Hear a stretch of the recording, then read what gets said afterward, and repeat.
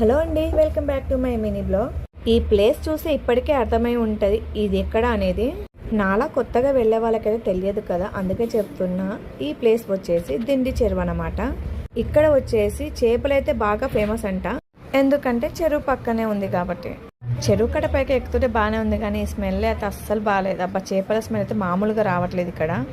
కానీ పైకి ఎక్కాక అర్థమైంది, నాకైతే చాలా బాగా నచ్చింది ఈ లొకేషన్. ఫొటోస్ వీడియోస్ అయితే మనకు ఓపికనంత వరకు తీసుకోవచ్చు, అంత బాగుంది ఈ లొకేషన్ అయితే.